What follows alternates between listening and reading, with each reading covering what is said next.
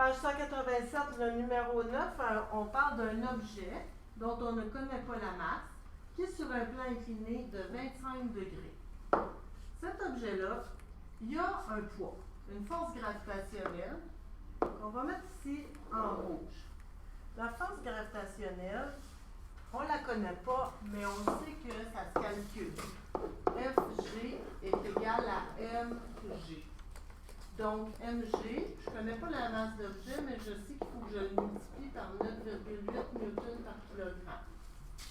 Donc ça pourrait être, si j'enlève les unités pour alléger tout mon calcul, 9,8 fois m. C'est pas 9,8 mètres, c'est 9,8 fois masse.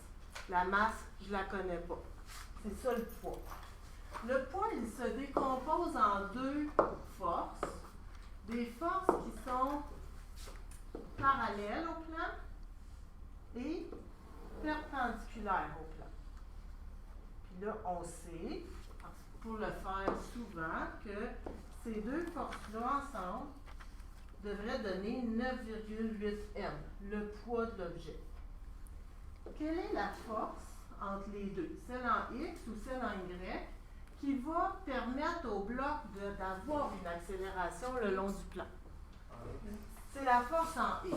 La force en X, qu'on appelle force gravitationnelle en X, c'est elle qui va jouer le rôle de force motrice, puis même de force résultante, parce qu'il n'y a pas de force de frottement dans ce numéro-là.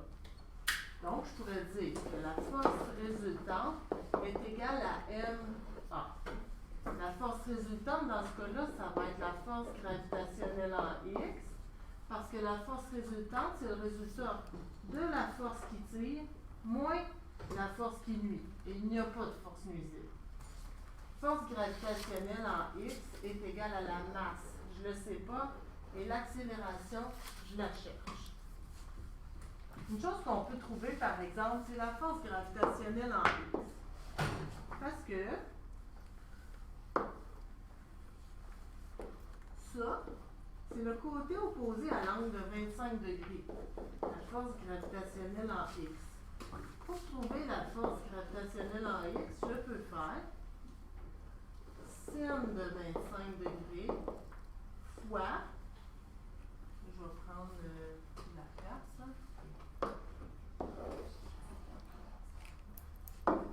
sin de 25 degrés fois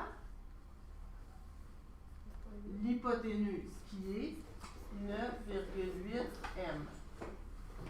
M n'étant pas des mètres, il faut se rappeler que M veut dire la masse. Et tout ça, je vais le remplacer ici dans ma formule.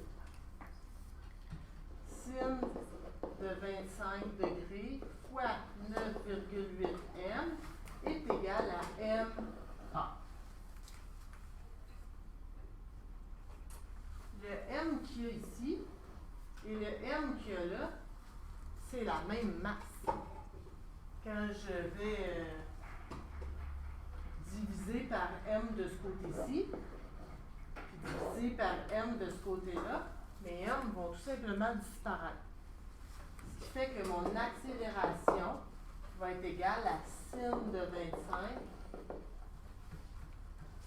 fois 9,8 m. Pas m, je ne mets pas de m. J'ai enlevé mon m, excusez-moi.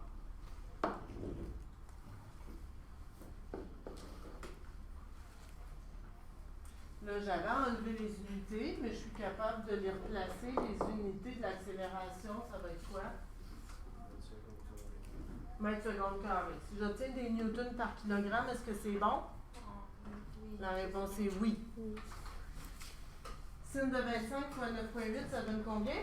4,1